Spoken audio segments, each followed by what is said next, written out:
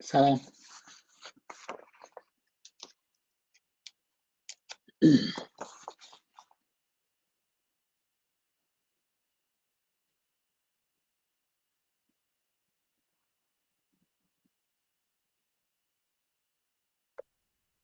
سلام آقای دکتر آزادپور. چطورین آقای اسماعیلی؟ چاکریم. قربانت، متشکرم. من این کار نصب رو انجام بدم یه لحظه و بعد جلسه رو در خدمتتون خواهیم. خواهش به من بگو. من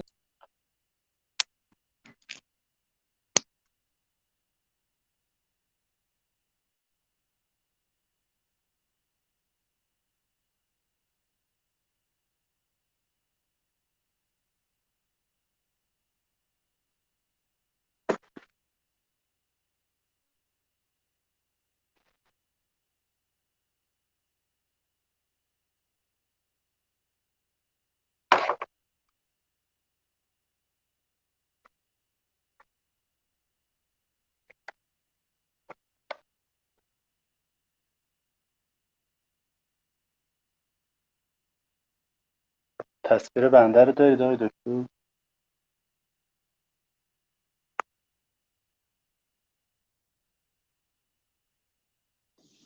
بله، من تصویر شما رو دارم. خب چند لحظه صبر.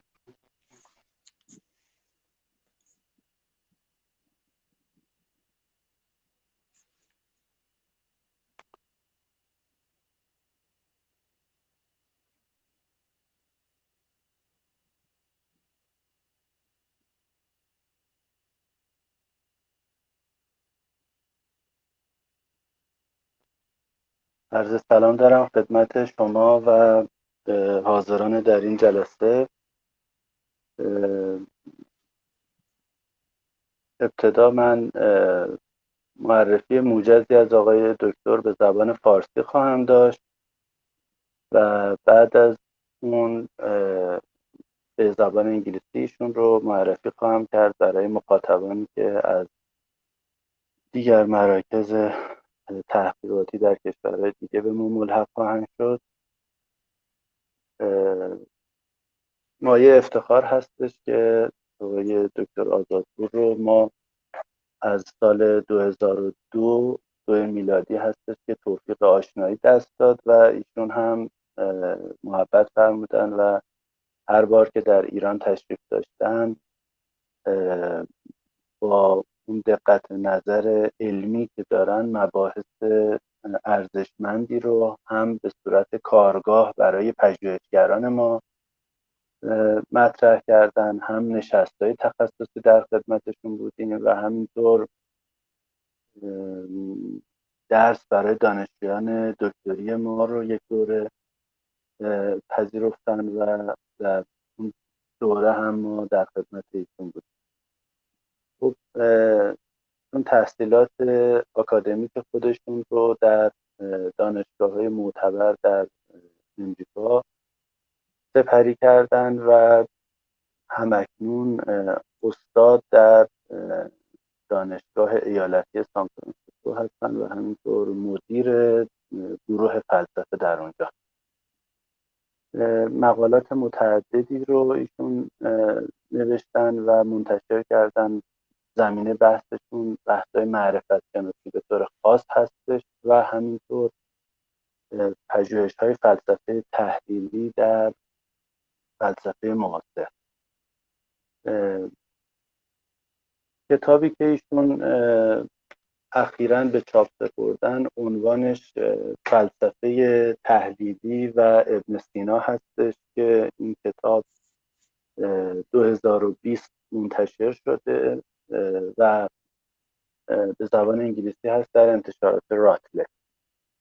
خب این بحثی که امروز ارائه خواهد کرد آقای دکتر، بخشی از اون در این کتاب مطرح شده و همکنون این بحث رو به تفصیل با ملاحظات تازه‌ای که داشتن برای ما مطرح میکنم.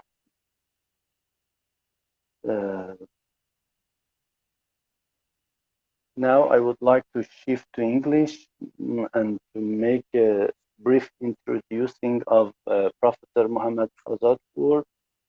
He is professor and chair of philosophy at San Francisco State University. He received his PhD in philosophy from the University of Virginia and then conducted postdoctoral research at Johns Hopkins University. His research brings Islamic philosophy into dialogue with leading figures in contemporary philosophy. His latest book, Analytic Philosophy and Avicenna, Knowing the Unknown, Routledge 2020, engages analytic neo-Hegelians Wilfred Sellars and John McDowell and Islamic peripatetic Meni Avicenna in rethinking foundationalism and intentionality. Related articles have appeared in Religious Inquiries and Sophia Perennis. Another line of research explores the primacy of ethics in the activity of philosophy from ancient Greek philosophy to 20th century figures such as Martin Heidegger, Pierre Hadot, and Michel Foucault. His book in these areas is titled Reason Unbound on Spiritual Practice in Islamic Peripatetic Philosophy and was the subject of a 2012 American Philosophical Association Author Meets Critic session. Related articles have appeared in such books and journals as New Nietzsche Studies, Islamic Philosophy and Occidental Phenomenology on the perennial issue of microcosm and macrocosm, Classical Bulletin, Comparative Philosophy, and the Maghreb Review. In addition to the above publications, he recently edited a collection of Islamic philosophical texts for a source book that includes the various medieval traditions of philosophy. It was published under the title Medieval Philosophy, a Multicultural Source Book, Bloomsbury, 2019. Professor Mohammad Azadpour visited the Iranian Institute of Philosophy in 2002, and from then on we have benefited from his profound knowledge in both philosophy and history of philosophy. He generously offered numerous workshops in contemporary philosophy with a focus on Wittgenstein. Our PhD students were also fortunate to have participated in one of his courses in person. It is an honor for us to have him now for a significant topic in today's Avicenna studies, as well as contemporary epistemology, empiricism. His book on the very topic has been published in 2020 by Routledge. Now, Professor Azadpour, it's your time and it's your turn. Thank you again for accepting our invitation. And now I welcome all participants from all over the world that joining us now. سلام آقای دکتر اسماعیلی و شرکت کنندگان عزیز. من با خورده با فارسی شروع میکنم ولی میرم متن سخنرانی رو از متنش به انگلیسی از انگلیسی براتون میخونم. به هر حال خیلی متشکرم که منو دعوت کردین در این همایش شرکت کنم. خیلی دلم میخواست شخصا اونجا باشم ولی همونطور که اطلاع دارین این موضوع خورده پیچیده شده به خاطر کرونا و حتی 4 هفته پیش تهران بودم ولی تصمیم گرفتیم که این سخنرانی رو به خاطر سلامتی همه شرکت کنندگان و موضوعای اینجوری از روی سکای روم آنلاین برقرار کنیم. به هر حال خیلی خوشبختم که منو دعوت کردین و در خدمتتون هستم و الانم این متنی که آماده کردم براتون میخونم و انشالله وقتی که به پایان رسید میتونیم یه بحثی در مورد مطالبی که مطرح شده داشته باشیم. خب پس من شروع میکنم، نمیخوام وقت رو زیاد بگیرم، میخوام وقت بیشتر بمونه برای گفتگو. So thank you for inviting me. Here's my talk titled Avicenna's Empiricism Revisited. In this presentation, I discuss a new approach to Avicenna's empiricism as outlined in my recent book, Analytic Philosophy and Avicenna. Against recent trends in Avicenna scholarship, I argue that Avicenna is not a proto-Lockean empiricist, in that for him, empirical knowledge does not rest on a foundation of self-authenticating, non-inferential knowledge of matter of fact. I will then make sense of the notion of a non-self-authenticating, non-inferential empirical knowledge by drawing on analytic pragmatists like Sellers and John McDowell. And then I will conclude that Avicenna is also in possession of such a rendition of empirical knowledge, in part because of his appropriation of Aristotle's account of experience. My point is to begin with an oft overlooked discussion in medieval philosophy and specifically in Avicenna, and that is the topic of Meno's paradox, the paradox famously discussed in Plato's Meno, to which Avicenna had access. And I'm going to read for you a passage from the book 6 of Borhan of Kitab al-Shafa, where Avicenna restates Meno's paradox and then illustrates it with an example. I think I took the example out. Avicenna states, it was mentioned that Meno, who addressed Socrates regarding nullification of teaching and learning, said to him, the seeker of some kind of knowledge will either be seeking knowledge of what he already knows, in which case his quest will be inconsequential, or else he would be seeking knowledge of what he does not know. In this case, how would he know it once he attains it? In the Platonic dialogue Meno, Socrates' interlocutor asks him about the teachability of virtue. In this case, Meno asks about the teachability of virtue, and Socrates immediately alerts him that this is a complex question and it presupposes that the meaning of virtue is unproblematically available. Meno, who is a especially thick-headed conversational partner, confidently derides Socrates' ironic response.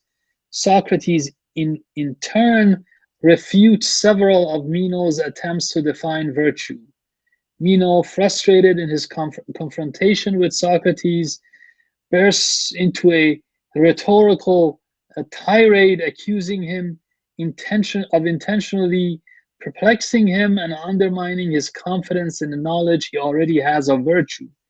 He then confronts Socrates with a paradox that has borne his name throughout the history of philosophy. This is a paraphrase. If I know something, then I do not need to inquire into it. If I do not know something, then I cannot inquire into it. Either I know it or I don't know it, therefore I do not need to, nor can I inquire into anything. In other words, inquiry is either unnecessary or impossible. Socrates' response to this paradox is peculiar. He could have easily replied by escaping between the horns of the dilemma and stating that Meno is appealing to a false dichotomy. He could have said that we do know a bit of something and we might want to know more of it. For example, we know something about physical things and then study physics to expand and refine our knowledge. Dominic Scott, in his commentary, Plato's Meno, labels this reading of the dilemma the paradox of inquiry, and argues persuasively that Socrates' response to the dilemma, not its restatement, addresses a different problem. which he labels the paradox of discovery. And this is Socrates' response to Meno, just briefly. He says, as the soul is immortal, has been born often, and has seen all things here and in the underworld, there is nothing which it has not learned, so it is in no way surprising that it can recollect the things it knew before, both about virtue and other things. As the whole of nature is akin, and the soul has learned everything, nothing prevents a man, after recalling one thing only, discovering everything else for himself, if he is brave and does not tire of the search. This response, which is prefaced by an invocation of divine poets and religious authorities whose task is to account for divine inspiration, grasps the second horn of the dilemma I just read for you as a paraphrase, and can be understood as a rhetorical ploy employed by Socrates to affect Meno, whose understanding of what it is to know something is only to recall the words of inspired teachers. Scott, however, is correct to emphasize that Socrates' response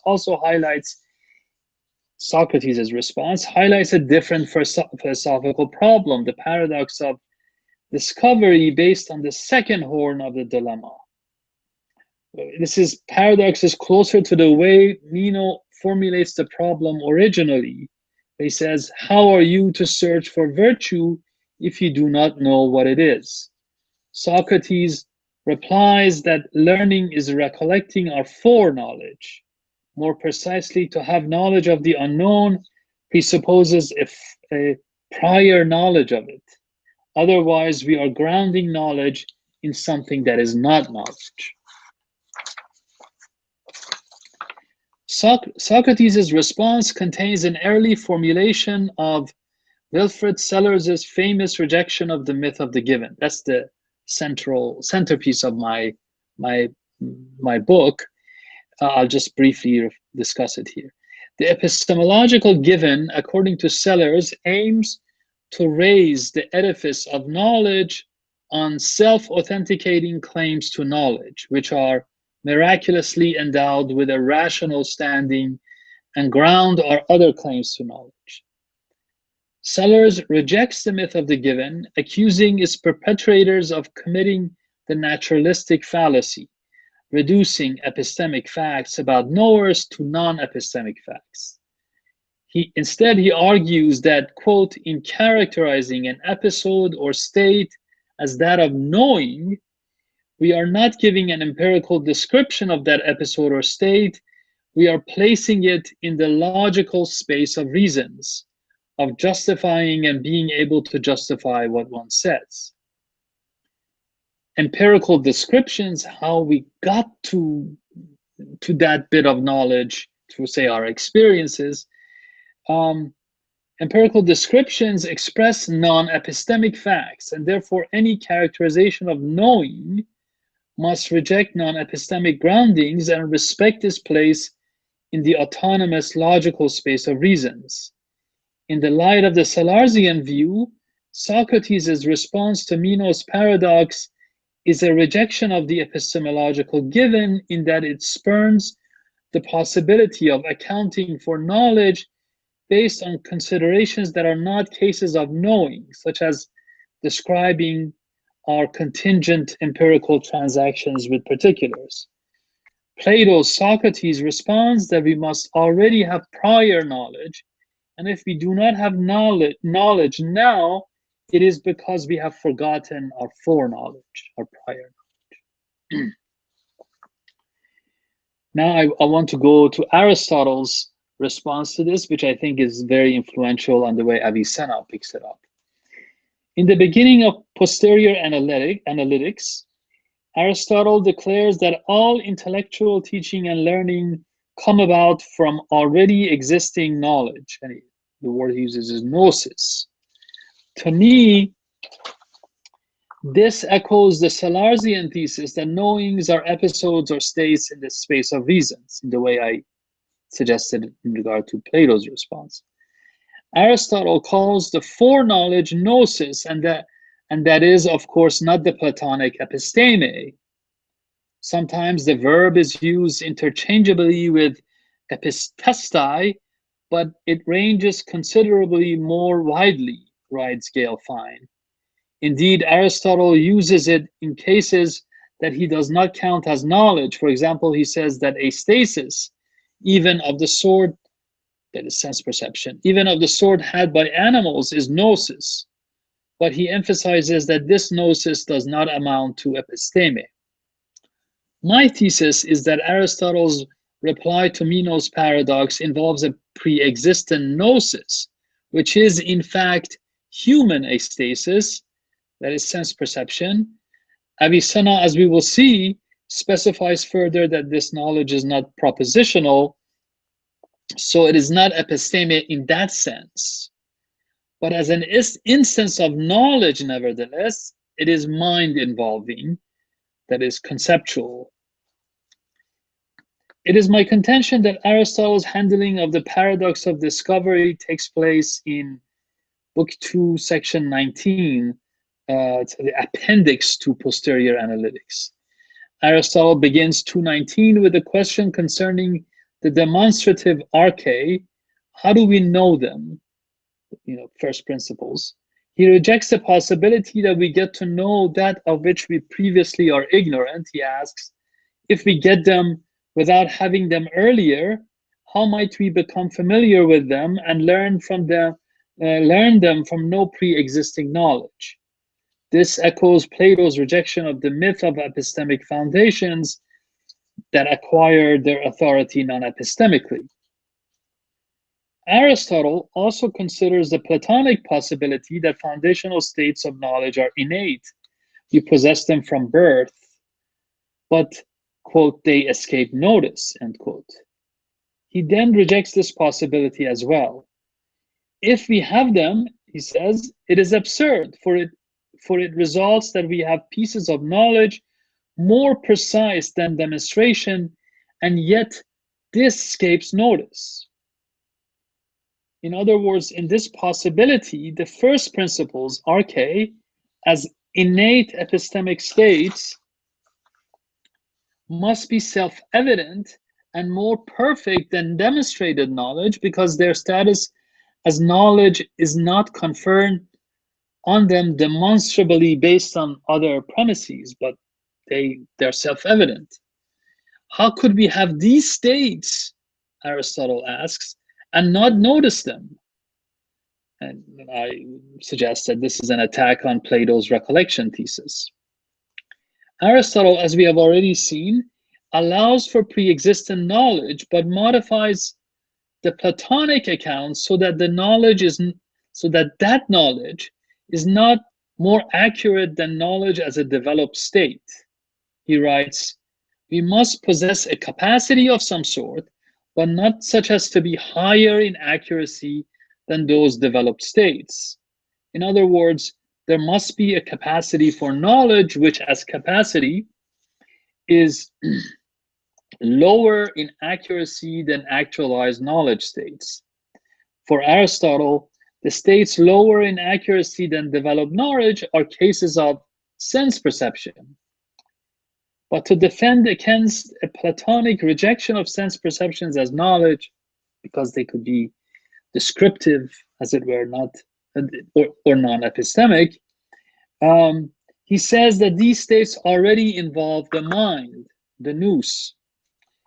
Michael Ferjan is correct to point out that Aristotle's metaphysics allows him to analyze perception as Plato cannot, as a confrontation not just with an individual substance, but also with the universals that substance instantiates, since they are for him actually present at the site of perception.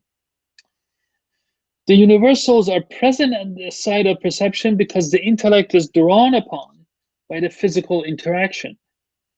It is not that there is a physical friction and then intellectual activity is super added later. Rather, they must be simultaneous, contact and intellection. If perception was anchored on the physical contact, Aristotle would have to be trading Plato's recollection for what Sellers calls the myth of the given, or what Plato himself rejects, a more charitable and proper way of reading Aristotle is to say that he adjusts perception so as to be immune to the charge of givenness. For this, the concepts whose application is the proper function of judging and reasoning must already be involved in perception. Therefore, I interpret Aristotle's sense perception as the pre-existent knowledge, that is gnosis, that he mentions in the beginning of posterior analytics. It is not a case of episteme, which is perhaps available for the first time through experience, but it is conceptual as it involves the activity of the intellect and is the site of an instantiated universal. Now to Avicenna. As I have suggested above, Avicenna's treatment of Plato's response to Meno's paradox betrays an awareness of Plato's concern with the paradox of discovery. Avicenna, however, is also aware of Aristotle's response to the same paradox in Posterior Analytics 219, and my view is that he opts in favor of Aristotle. Not too controversial. Recall that Aristotle, in his concern with the paradox of discovery in 219, argues that what is prior to knowledge is foreknowledge or immediate cognition, gnosis, which is an outcome of cooperation between sensation and intellect. In Avicenna's locution in Burhan 1.6, gnosis is rendered as ma'rifa and episteme as ilm. Avicenna relates sense perceptions, his, to immediate cognition in this way. This is a passage from the Burhan. If then through the senses we attain immediate cognition, ma'rifa, that Zayd exists and that he is human, without this being sought after through a demonstrative syllogism, or this being taught, and if this is connected with universal knowledge, which is realized for us also without a demonstrative syllogism, in the manner by which the connection that in itself brings about a third knowledge, we would then know that Zayd is an animal. Of the two, immediate cognition comes about through sensation, universal knowledge through the intellect. So Zayd is known to us through sense perception, but only potentially in terms of assent, because what is sensed is prior to a judgment or assent about it. We don't know about him as specified in actuality, as that knowledge is the conclusion of a syllogistic demonstration. For example, Zayd is an animal with a universal premise, all humans are animals. Furthermore, sense perception yields non-inferential knowledge. Avicenna says, if through sensation we observe some particulars without our seeking them, they would immediately fall within the category of being actual, within the category of ilm al-awwal, or first knowledge. First knowledge includes the premises of first syllogisms, that is, self-evident premises or else acquired by istiqra, induction, tajraba, experience, or sensory perception without the syllogism. Knowledge as assent, episteme, or elm, for Avicenna is based fundamentally on sense perception, because experience and induction as cases of first assent are also based on sense perception, which is not an assent. By reading Avicenna with Aristotle, it seems that sense perception should involve the participation of the intellect already.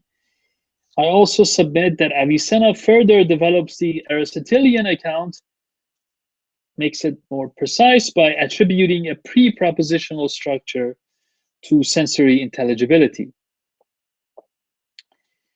That the intellect is involved in sense perception is already implied by the epistemic status that sense perception has in Avicenna's account. Wolfson, in his essay, famous essay, The Terms Tasawwur and Tasdiq in Arabic Philosophy, argues that that while the distinction between tasawwur, conceptualization, and assent or assertion, tasdiq, is typically traced back to Farabi, it is actually rooted in the Aristotelian distinction between intellection and judgment. Wolfson, by drawing on Averroes's commentaries on the Arabic translations of Aristotle, defends the claim that the tasawwur, conceptualization, is the Arabic rendition of the Aristotelian intellection, noesis, which, as we have seen, is already involved in sense perception from Posterior Analytics 219. Wolfson, however, seems to overlook that tasawwur is holistic and that the primary concepts are primary in the Aristotelian sense, in that they establish the unity of categories which gets implicated in sense perception. For Avicenna and Aristotle, the whole of the logical space of concepts is drawn on in sense perception. That's the whole of the intellect or intellectual repertoire is drawn on in sense perception, and the human discursive activity or assents or assertions or judgments follow upon this, actualization of intellect in sense perception and carve out the concepts that are already involved in sense perception because of mind's involvement and express them in inferentially related judgments. These judgments are ultimately answerable to the conceptualization or conceptualizations, tasawwur, in sensory perception, or noesis in sensory perception. Drawing on Shafa, Wolfson points out that what we already have seen. Avicenna refers to tasawwur as the first knowledge, ilm al-awwal, while Wolfson does not explicitly make the connection between sense perception and tasawwur. He does emphasize that the latter, that is tasawwur, as knowledge, in quotation marks, is not propositional. In other words, tasawwur is not an assertion or does not involve an assertion, it's not an assertion, but a conceptualization. To emphasize the latter, Wolfson also points out that according to Avicenna, tasawwur is neither true nor false, which is a property, you might say, of propositions, but it's not true of tasawwur. Hence, the content of sense perceptions, tasawwur, is not propositional. Moreover, conceptualizations in sense perception is not representational either. That's the whole idea of being true or false. That is, whether it gets something right or not wrong. But sensory experience is not, representational in this sense. It's just a conceptualization. In other words, the epistemic status of sense perception is brought out in the non-propositional yet intellectual conceptualization in which the categorical unity of concepts is implicated. This in turn grounds all our knowledge. That's how experience gets to be the foreknowledge that already Plato anticipated that is necessary for us to have any knowledge whatsoever. In my book, I clarified this point in detail, the point about how sense perception involves conceptualization, how that is different from our judgments and beliefs, by discussing John McDowell's later criticisms of the Salarzian view and his own positions in his important work, Mind and World. But I want to respect the time limitations on my presentation, so I'd skip this discussion perhaps for another occasion. But to end, I like to spend a bit of time addressing the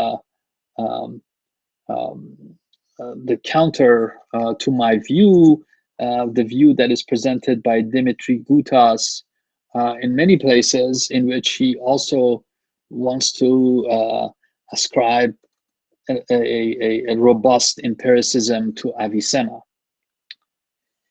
So is the final part of the paper is a reply to Gutas, Dimitri Gutas, and his reading of Avicenna's empiricism. Dimitri Gutas defends an empiricist reading of Avicenna and maintains that for Avicenna, knowledge is accomplished within the limits of human intellect without any aid from an external source.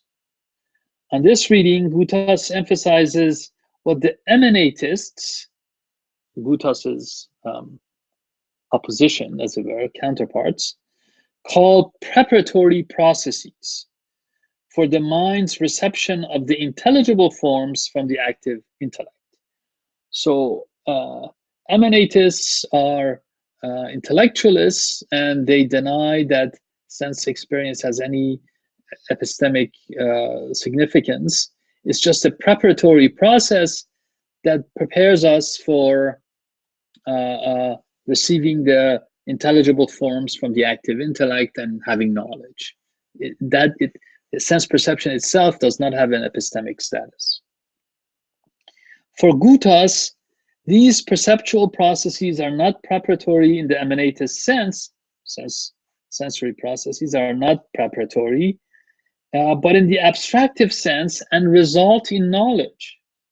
He writes, quote, "What has to be kept in mind is that for Avicenna, the concept of the emanation from the intelligibles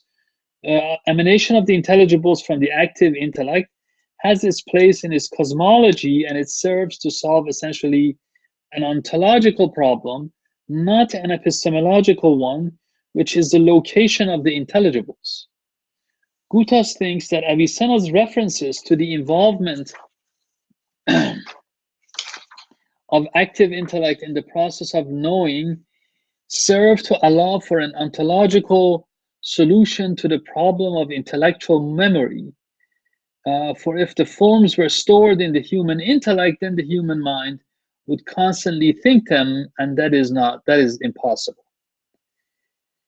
As apparent from the above reading of the primacy of sense perception in Avicenna's epistemology, what I had said before I went to Gutas's view, I also defend an empiricist reading of Avicenna, but my reading diverges from that of Gutas, who interprets Avicenna as a proto-Lockean empiricist and therefore committed to a version of the myth of the given. My position shares Gutas's recoil from an emanatism that interprets our sensory experience as not knowledge, but a mere preparation for it. But in my view, emanation is already involved in sense experience vis-a-vis the illuminations of the external active intellect, which informs our sensory experience and provides a depository for acquired intelligible forms.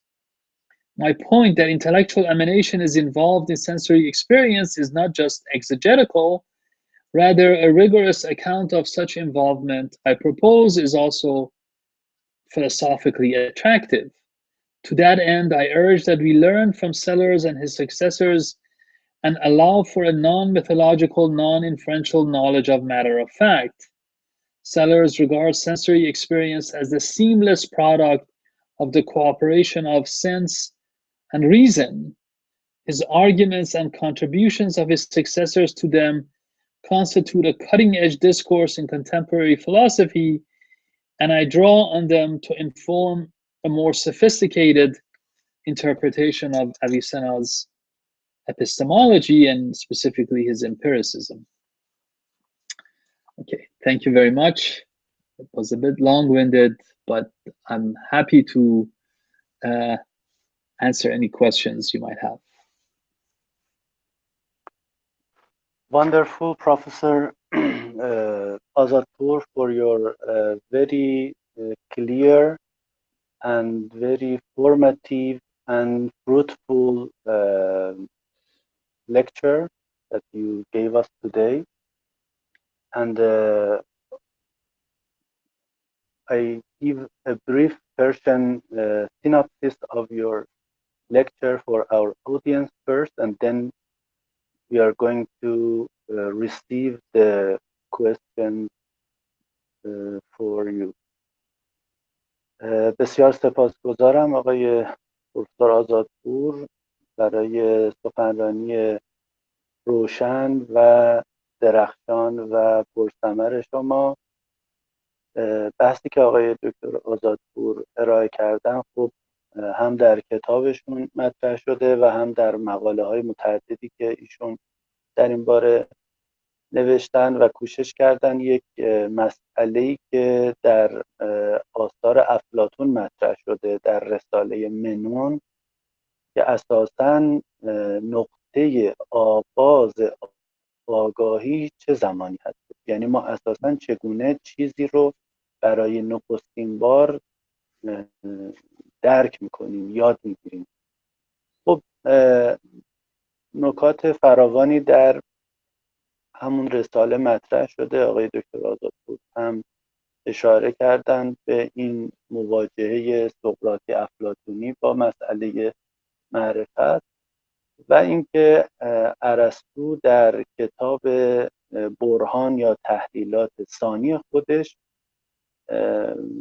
چگونه سعی کرده این مسئله رو پاسخ بده و با اصطلاح شناسی ارسطویی و تمایزی که میان مراحل گوناگون آگاهی یعنی شناخت، شهود، تجربه چگونه سعی میکنه که این مسئله رو پاسخ بده و بعد از اون هم رهیافتی که ابن سینا در کتاب شفا در بخش منطقیات و برهان که به این مسئله میرسه، ابن سینا چگونه با اصطلاح شناسی علم، معرفت و تجربه سعی میکنه این مراحل تدریجی آگاهی رو به ما نشون بده که چگونه از یک امر جزئی به یک امر کلی در عقل ما این آگاهی تحقق پیدا میکنه. و خب بخش دیگه هم درباره پیوند این مسئله با بحث تصور و تصدیق هستش که در سنت ما هم در آثار فارابی هم در آثار ابن سینا بسیار جدی مطرح شده و شاید یکی از معاصران که پژوهش‌هایی رو در این زمینه نشون داده همون آقای ولتسون هستش که خوب سعی کرده تبارشناسی این دو اصطلاح رو در سنت‌های گوناگون پیشین مورد توجه قرار بده.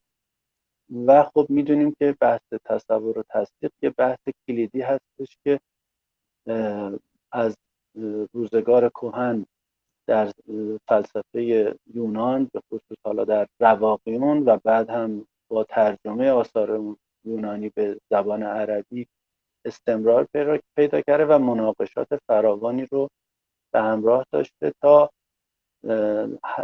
دوره صفوی که ملا صدرا هم یک اثر مستقل با این نام داره و سعی کرده مناقشاتی رو پاسخ بده و همونطور که مصحح این اثر هم اشاره کردن آقای شریعتی 24 اثر با نام تصور و تصدیق داریم که عمده اینها هنوز تصحیح نشده و فقط تنها اثر ملا صدرا مورد توجه قرار گرفته که به کوشش انتشارات مؤسسه حکمت فلسفه این اثر ترجمه شد به کوشش آقای دکتر یوبلامی به زبان انگلیسی.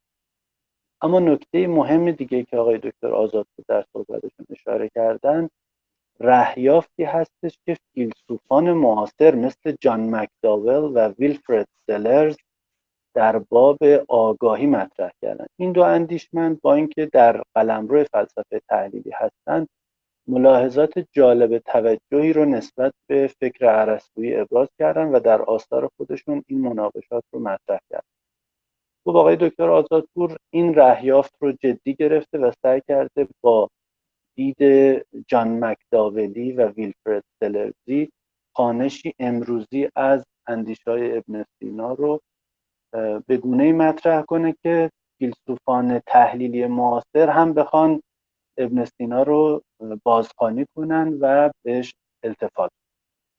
نکته پایانی که در صحبت آقای دکتر آزادپور مطرح شده بود رهیافتی هستش که پروفسور گوتاس در این باره ابراز نظر کردن. خب آقای گوتاس کوششش بر این بود که به نوعی پیوند میان ابن سینا و جان لاک برقرار بکنه، یعنی خوانشی جان لاکی از ابن سینا ارائه کنه و بنابراین مناقشه که آقای آزادپور دارن با آقای گوتاس این هستش که من هم از تجربه گرایی ابن سینا دفاع میکنم، اما تجربه گرایی رو محدود به قلمرو هستی شناسی در نظر نمیگیرم. با اون تعبیر یا اون تفسیری که از تجربه دارم و در پیوند با امر کلی قرار میدم تجربه رو، که تجربه فقط در یک امر معین نیست بلکه ناظر به امر کلی هستش، سعی کردن قلمرو تجربه گرایی ابن سینا رو محدود به هستی شناسی نکنن و تعبیر رو تعبیل شناخت شناسی یا معرفت شناسی هم از اون ارائه بکنن و به قول آقای دکتر آزادپور این گونه نه تنها بهره فلسفی ما بیشتر هست، اما برای مخاطبان فلسفه معاصر هم میتونه از جذابیت بیشتری برخوردار باشه، ضمن بهره‌مندی از نکات علمی که در این بحثی که ایشون ارائه کردن میتواند باشه. من اینجا دیگه گزیده صحبتم رو درز میگیرم از صحبت‌های آقای دکتر آزادپور. And now I should welcome again to all professors from all over the world, and I should say good morning, good afternoon, and good evening to all of them. We have several guests from East Asia, from Europe, America, and specifically the Iranian participants, professors, students, and scholars. If there is any question, we can open and we can open the microphones directly. They can ask or pose their questions to you, or if they put any questions in the chat box, and I will translate or I will give a gist of it to you. Thank you again, Professor Aldo. If there is any note before any questions, you can have some. Thank you, Dr. Ismaili. Excellent summary in Persian. I couldn't have said it better myself. I appreciate it, and so listen to the questions. Great pleasure for us. چه به فارسی چه به انگلیسی. منتها اگه سوال فارسی باشه من ممکن از آقای دکتر اسماعیلی تقاضا کنم یه خورده کمکم کنه در جواب.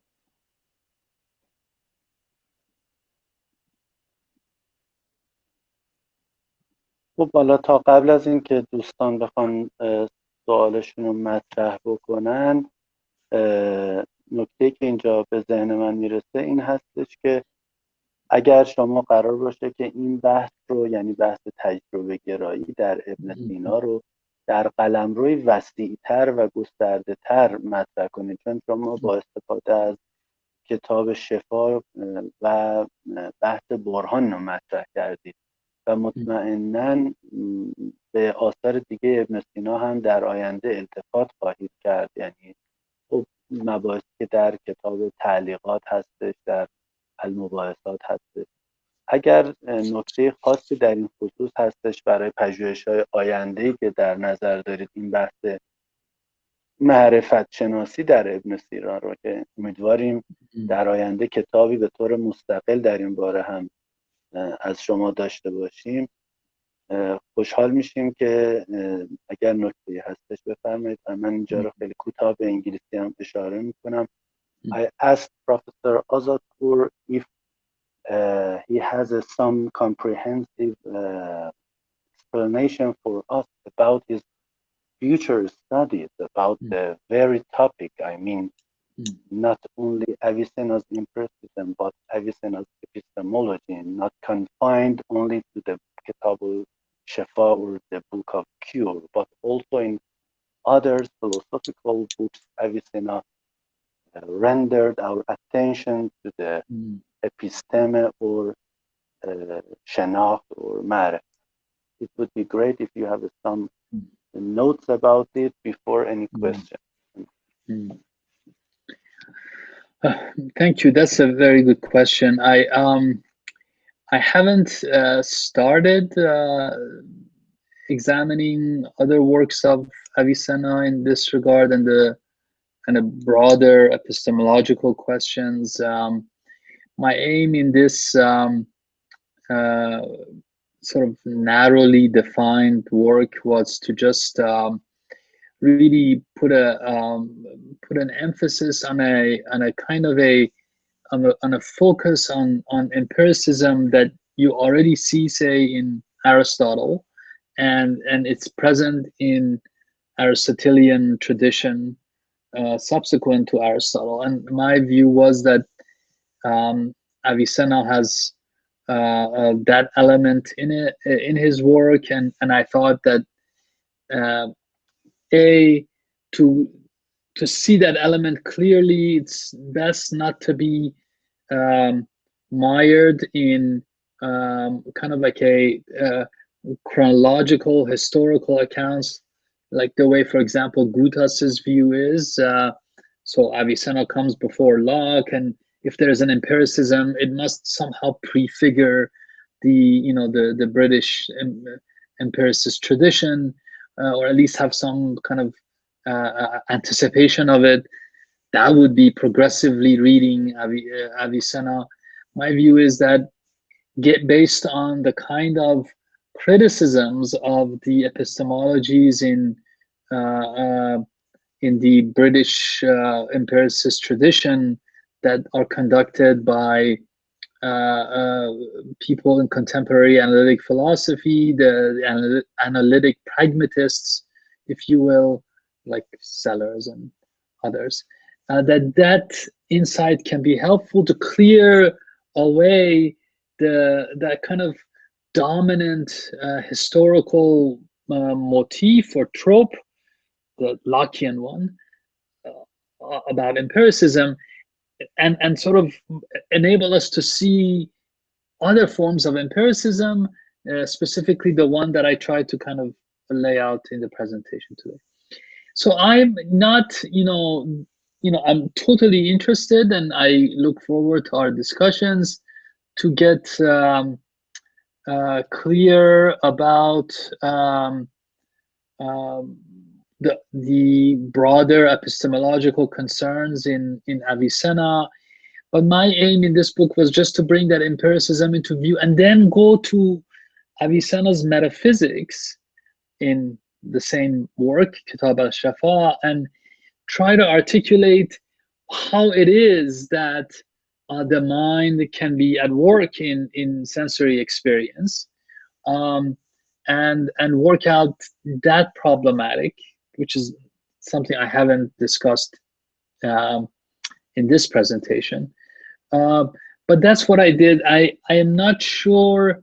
I mean, again, I am fascinated about Avicenna's philosophy and love to, I'm sure you will show me some places to look and books to consult to get some more of the relevant arguments and views in play. But yeah, so I was focusing on just that particular topic, but I'd be happy to get any thoughts you might have about how to proceed further. Thank you so much for your explanation about the topic and the possible future studies about it. We have a question in chat box that I think Mrs. Saman Alame raised it, and she would like to know how the levels or the degrees of perception in cognitive sciences. She based her question on the basis of these preliminaries, that how could we make this kind of levels and degrees. I mean, she means uh, awareness and self-consciousness and perception in Avicenna. Could we make any comparison between these levels in cognitive sciences as well as what have occurred in Avicenna? Yes, of course.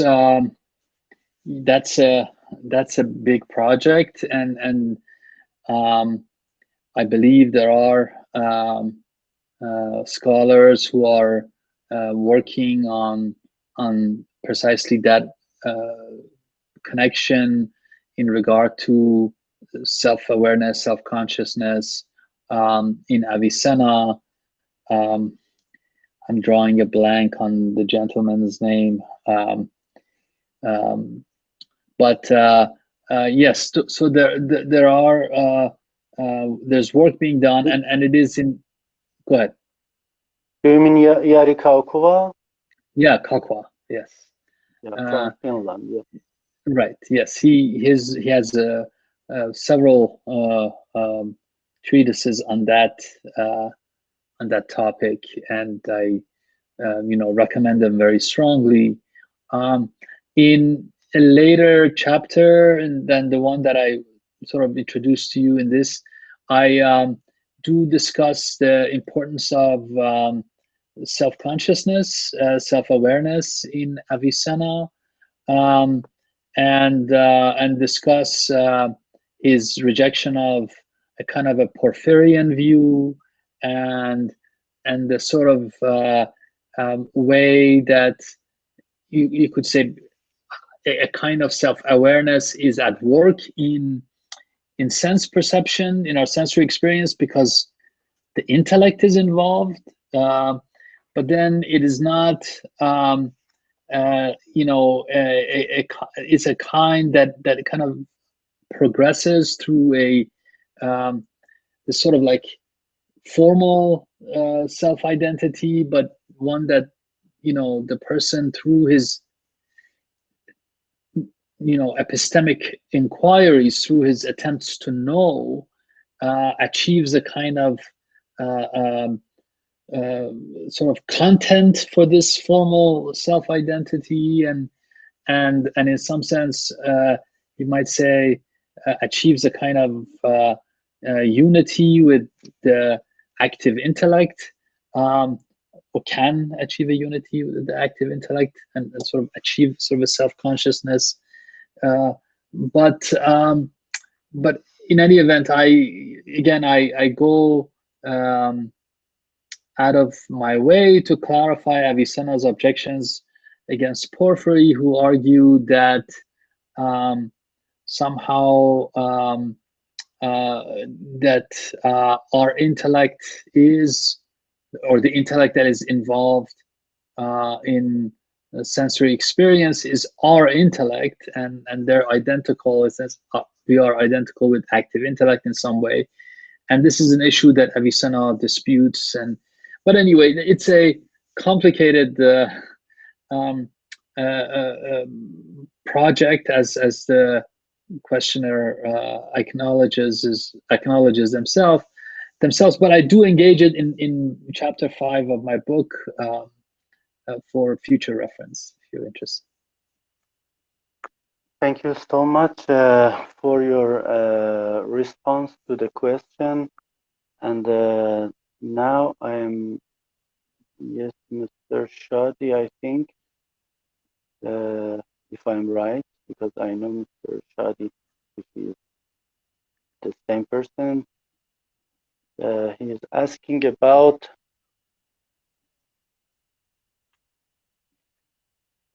the tajrube, or perhaps ecstasy, if I'm right, in mystical corpus or Sufism, how you make a comparison between tajribah in or shuhud in Irfani text in Sufism, and what has been what could have been traced in Avicenna's epistemology. Yeah, Whether very good Ibn question. Sina take it as a, I mean, the mystical experience as some scientific approach. Yeah, yeah. So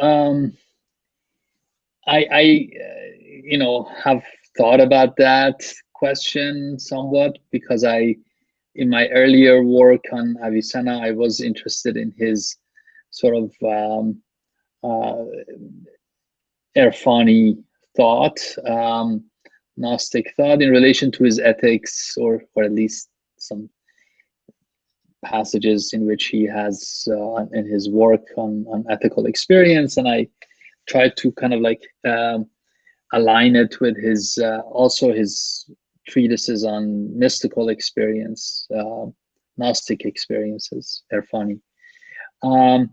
So I am interested in that question. I can only kind of say in very broad strokes that say Avicenna's focus on intuition hats, if you will, in his Gnostic work, I think can be made somewhat more concrete with reference to this empiricism that I suggested, that the idea that the mind is always already in some sense involved in our sensory experience, and that um,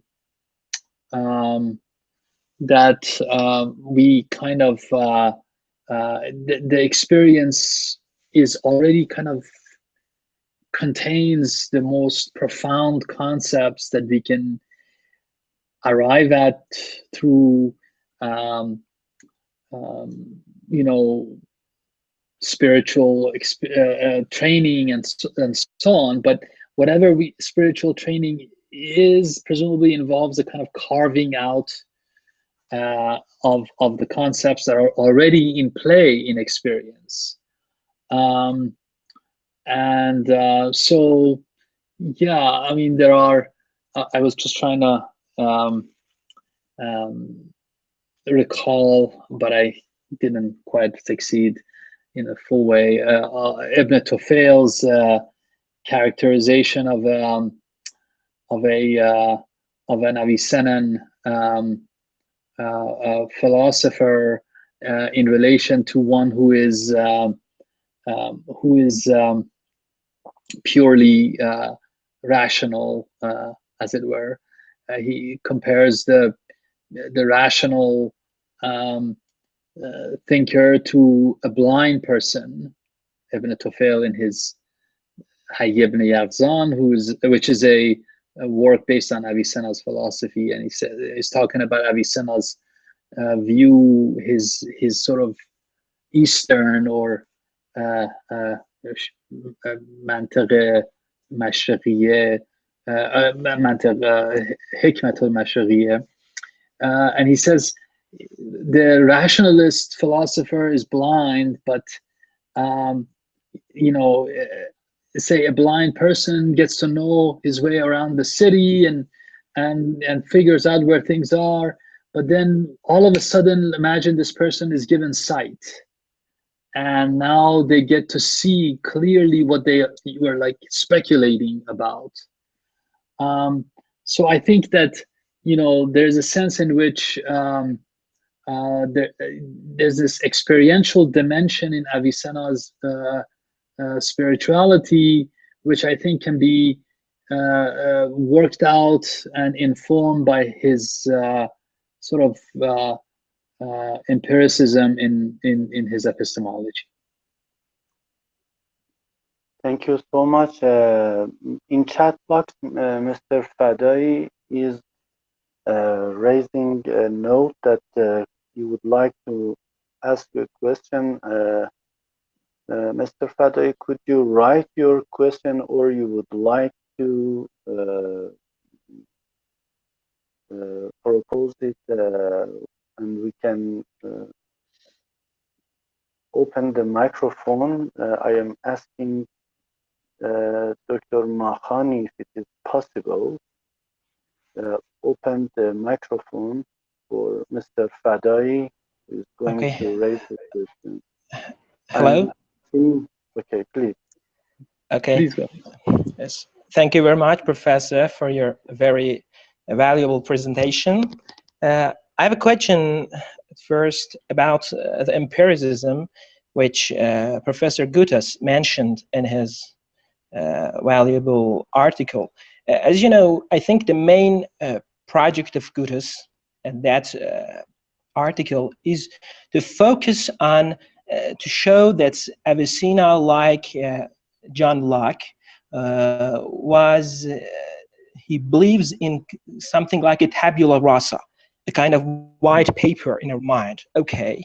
Or in a new terminology, in the terminology of the Kant, we can say that he believes in the differentiation between the synthetic and analytic prepositions. So he wanted to say that Avicenna, like John Locke, does believe that we do not have any kind of prior knowledge, prior rational knowledge, or we do not have any kind of prior synthetic prepositions, okay? In this terminology, any prior synthetic, all of our synthetic prepositions are a posteriori, no? They're not a priori. Okay, this is the matter, I think. And according to this criterion, I think Avicenna is an empiricist. Do you agree with this, reading of Avicenna? You wanted to focus on that in the sense perception, we have a kind of intellection. Okay, no matter. But if we just look at the empiricism from this point of view, that we do not have a priori synthetic prepositions. Avicenna do believe in that.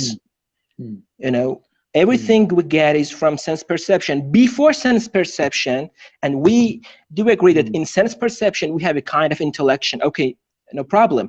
But before the sense perception, we do not have any kind of knowledge. The question is that from this point of view, do you agree with the kind of empiricism which Avicenna introduces? Yes, thank you. That's a You're welcome. That's a very good question. I will say a few words about that in connection to Kant. So, if you recall, Kant is heavily influenced by empiricists, specifically Hume, but other empiricists too. And he, of course, wants to steer between a kind of an empiricism and idealism at the same time. He's an empirical realist and a transcendental idealist. And the idea here is that for Kant, yes, experience is in some sense primordial, but he argues that our experience, our sensory experience, is a simultaneous product of intuition and concepts, or our understanding and sensibility working in tandem, not one after the other, not sensibility offering some information and then the mind or understanding then coming on top of it, and kind of like a cookie cutter model, but that already at the level of, at our level of intuition, concepts are involved. And for him, the concepts is not a piecemeal concept, like the concept of I have an experience of a red patch on the wall, and then the concept red is involved, and that's it. With the concept red, I have the concept excluded, concept blue, purple, other color concepts, the concept of some thing that has certain quality, and a whole battery of other concepts, and these concepts are in some sense united in the category, in the unity of categories for Kant. It's sort of his metaphysical move in this regard, and so already at the level of my sensory experience for Kant, at least in a certain reading of Kant, which I'm sort of exploring here, concepts are fully involved, and so when I experience a red patch, I'm not experiencing some impression on my sort of blank slate that then I can get sort of clarified or articulated by my reflections on it, but that already is, in some sense, is concept involving. So this is the reading that of Kant that Wilfrid Sellars, in some sense, initiated, although it was already, in some sense, in play in the German tradition as well. One could argue that Hegel is also reading Kant in that way, and sort of so the view is a kind of a more holistic involvement of the space of concepts, including the you might say the a priori concepts, as characterized, for example, by Kant's table of categories. They are already in play in sensory experience.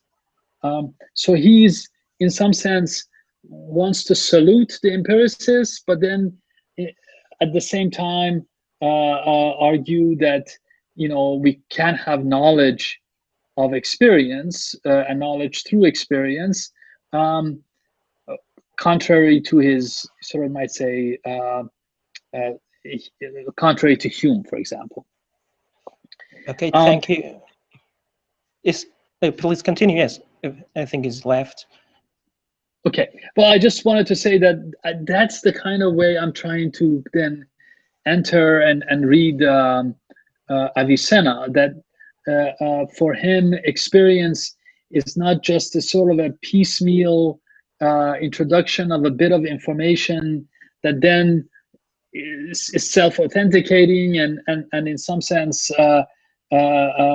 provides a foundation for our beliefs, but rather it is part of a whole nexus of conceptual activity, and it still has a foundational role. You might say it's a non-inferential ground for my beliefs, but it is not self-authenticating. That's the distinction I make, which I think I want to get that from the way Kant sort of tries to decipher empiricism. Okay, thank you very much. And just another comment on the previous question about the mystical experience, because my PhD thesis is especially on Avicenna's theory of experience, التجربة. Okay, I investigated all of his books, especially the one on mystical subjects also, because in some of his books we find some terms of تجربة, التجارب, and like this. Okay, and as I understood, and when I compared this concept of تجربة with one he proposed in his physical, in his physics or in his logical works, I understood that the tajraba in his mystical works is very, familiar, very near to the concept of ma'rifah. Okay, it is not something universal. Yes, in it there is some familiarity, like the repetition of the sense, but there is not a kind of universal knowledge which we have in, for example, physical theories. Okay, so tajraba in his mystical work, as I understood, is near to something like gnosis, al-ma'rifah. It is something particularly understood. You can see something, for example, you can understand the existence of something, but it is not a kind of universal one. You can make a kind of universal conclusion. So I think his concept of experience in his mystical work, especially in Isharat, the last namat, and also in Kitab al-Insaf, there is a kind of the terminology of experience and also reason, at-tajriba wal-qiyas. But it is something like gnosis and ma'rifah, and it doesn't approach the concept of universal rational knowledge of experience, which is sometimes a kind of sophisticated concept, okay, which is based on demonstration in at-tajriba. So it wasn't comment. So I think it is okay. Thank you very much. Thank you. Sure. Thank you. That's a really good question. Again, it's going to be sort of requires a lot more time and space for me to elaborate on this sort of the profundity of this question. Again, I do engage that reading of Avicenna in my work. So ultimately, if this is unsatisfactory, I think it'd be good to take a look at that work, chapters 4 and 5. But so yeah, I'm of the view that in Avicenna, the passages I discussed for you, when he's talking about ma'rifah, he's talking about some kind of knowledge. And now you say, well, it's not scientific knowledge. I agree.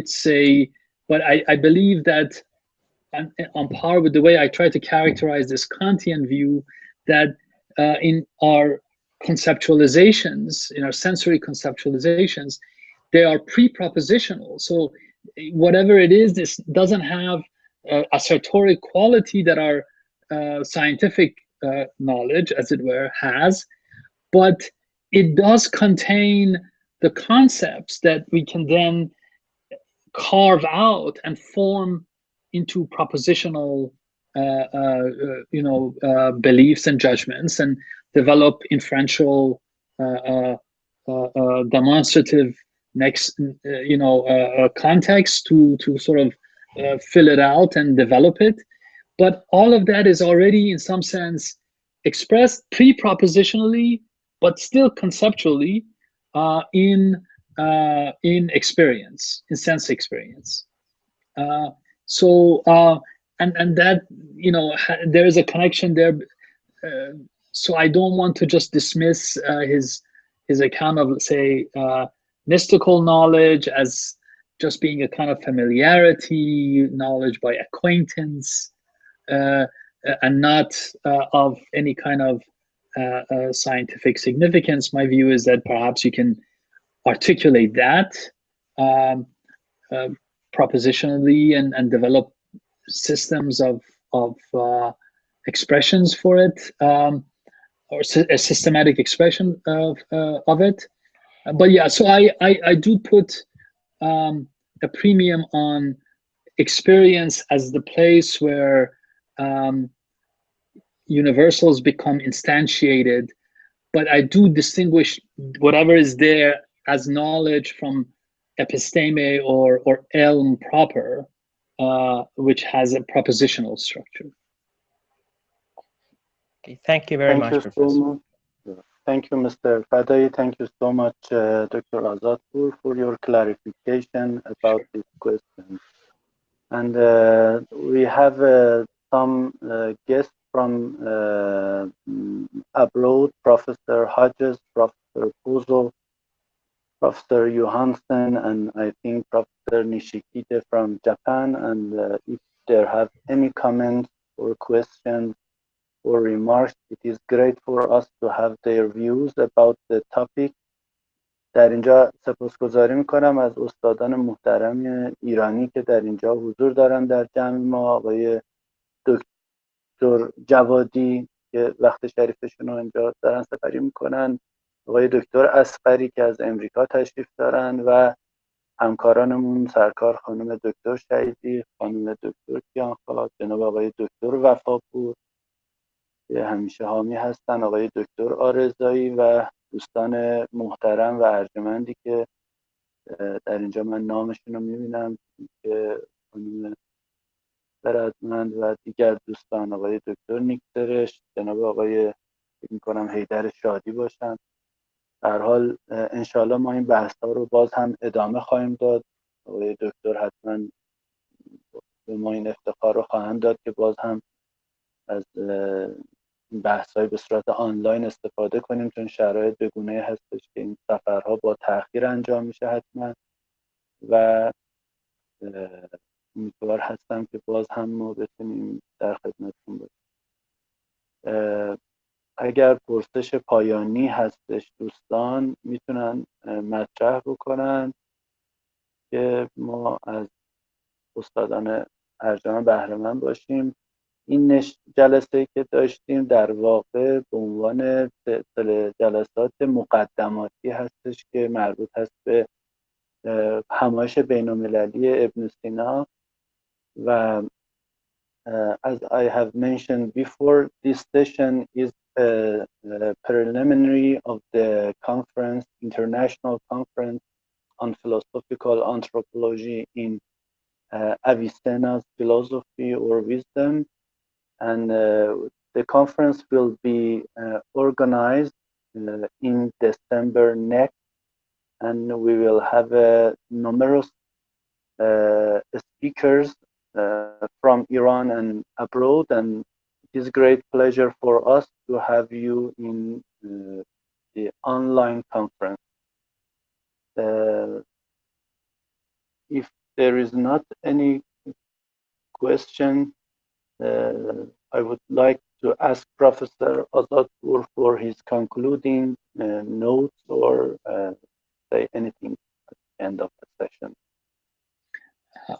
Well, first of all, I'd like to thank all the participants, especially Dr. Ismaili, for their kind remarks and their patience with my talk. I remind people that this is around midnight, and in my age, I'm usually way asleep by now.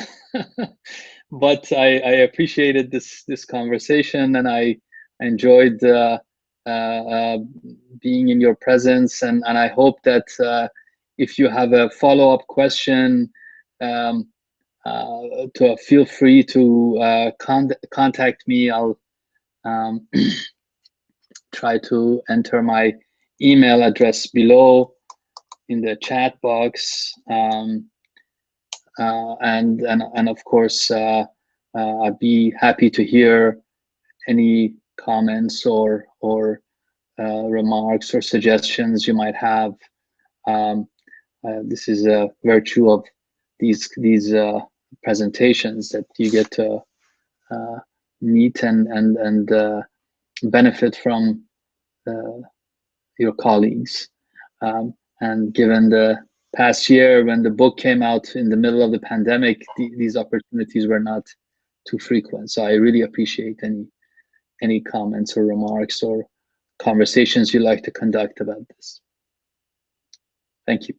Thank you again. As you mentioned, to the midnight in San Francisco, I take this opportunity to mention to Avicenna's attributed book to him, the Kitab al-Ru'ya, and it is the book of dream. I wish you the Abyssinian dream, and thank you for all participants in the session, and we will keep in touch, and we will tell you about our next lecture and next event. Have a again good day or good night, and see you all of you later in time. Take care. Thank you. Thank you. خداحافظ. خدا نگهدار. ممنون.